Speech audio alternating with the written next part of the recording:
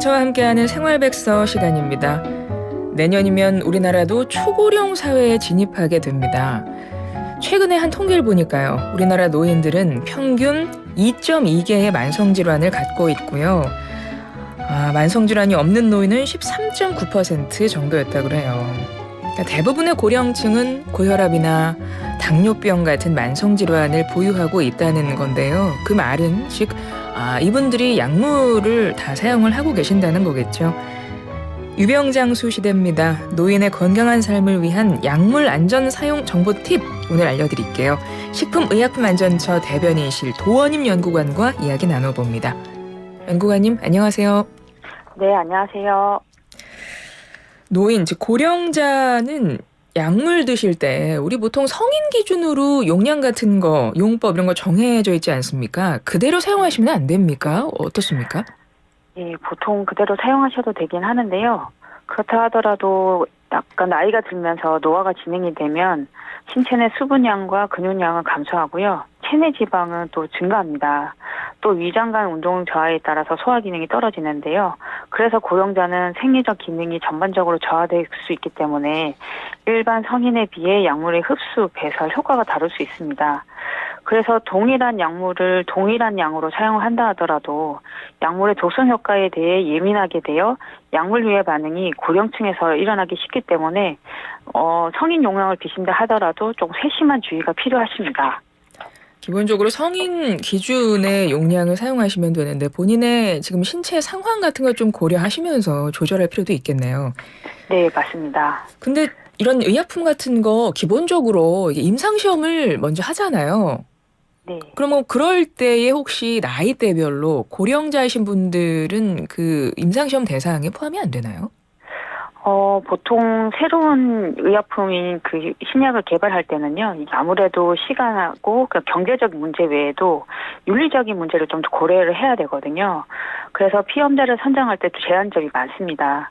그래서 건강한 성인이나 아니면 제한된 범위에서 환자를 대상하는 임상시험에서 특이점이 발견되지 않는다면 이런 고령자층을 포함해서 다양한 피험자 계층에서 임상시험을 별도로 하지 않습니다.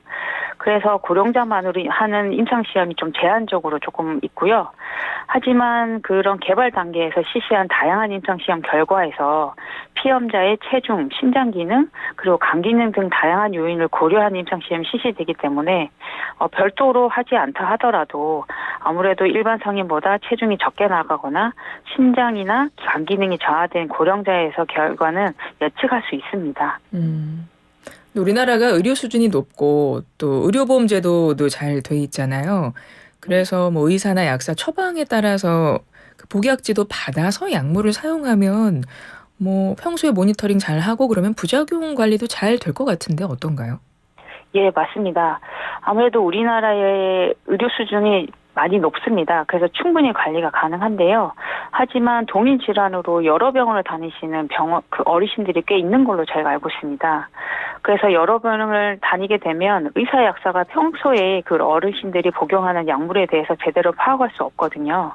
그래서 각 병원이랑 약국에서 비슷한 약물을 중복해서 처방되는 경우가 왕왕 있습니다.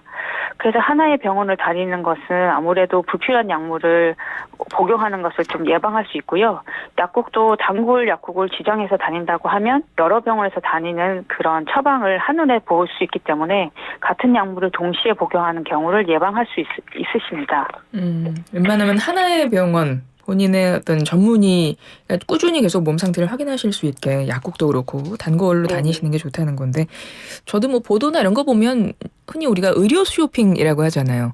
같은 네. 질환으로 이곳저곳 다니는 거 네네. 그런 경우도 많다고 하긴 하던데 만약에 그러실 경우 어르신들은 훨씬 더 좀 부작용이 심하고 그럴 수도 있겠네요.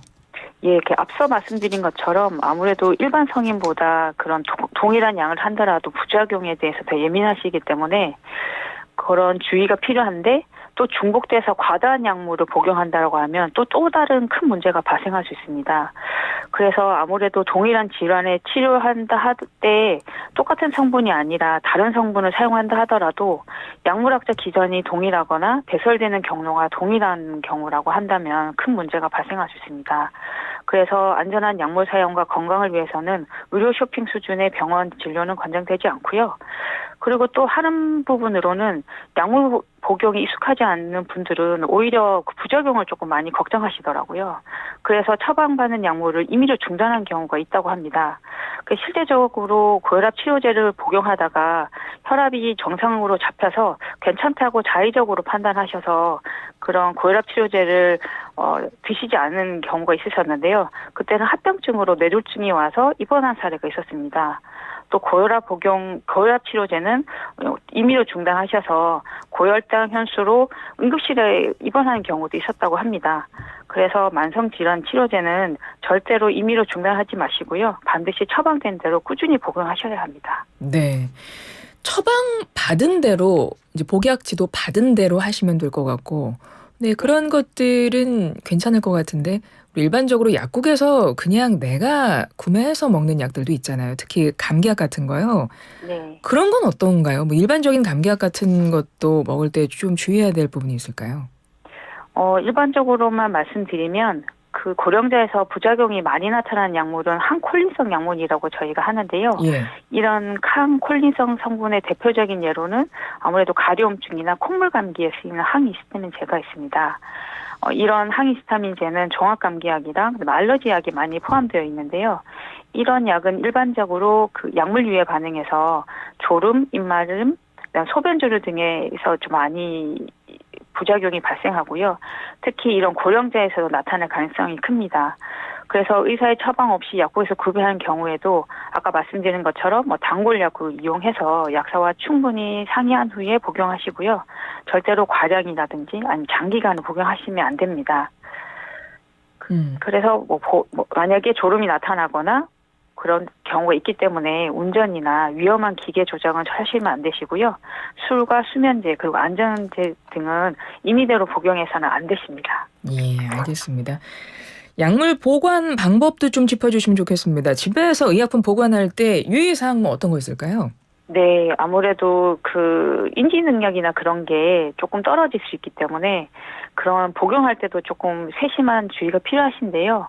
그래서 약물의 용도를 잊어버리는 경우가 있으십니다. 그래서 약물의 이름이라든지 어디에 사용하는지 용도, 유효기간을 적어서 보관하시는 게 조금 좋고요. 그다음에 유효기간이 지난 약물은 치료제보다는 오히려 도구로 작용할 수 있기 때문에 버리셔야 됩니다. 그리고 일반적으로 약국에서 조제된 약물은 의약품 제조소에서 출고되는 포장 상태하고 다릅니다. 그래서 저희 처에서 허가된 유효기간하고 다른데요. 일단 개봉된 후 다시 포장된 상태의 약물은 표시된 유효기간보다 단축되므로 유효기간 이내에 약물이라 하더라도 색깔이나 냄새 등의 형상이 변했다면 복용하지 말고 버리셔야 합니다. 또 시력이 떨어진 한 어르신이 순간 접착제를 안약으로 오인해서 사고가 발생한 적도 있었는데요. 이 순간 접착제처럼 의약품 포장과 유사한 그런 물품은 의약품하고 구분해서 따로 보관해 주셔야 합니다. 아무리 좋아하는 약물도 잘못 사용되면 독이 될 수 있습니다. 어르신들의 안전한 약물 사용을 위해서도 주위에서 많은 관심을 주셔야 될 것 같습니다. 네, 약물의 이름, 용도, 유효기간 적어서 보관하시는 게 좋다.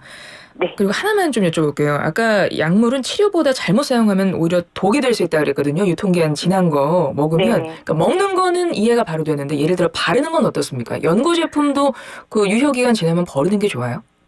예, 버리는 게 좋고요. 처음에 보시면 개봉된 상태를 한번 뜯는 경우이기 때문에 예. 그걸 통해서 미생물이 또 들어갈 수가 있거든요. 그런 게 있기 때문에 사용하시기 전에는 꼭 성상을 확인하신 후에 사용하셔야 합니다. 알겠습니다. 식품의약품안전처 도원임 연구관이었습니다. 고맙습니다. 고맙습니다.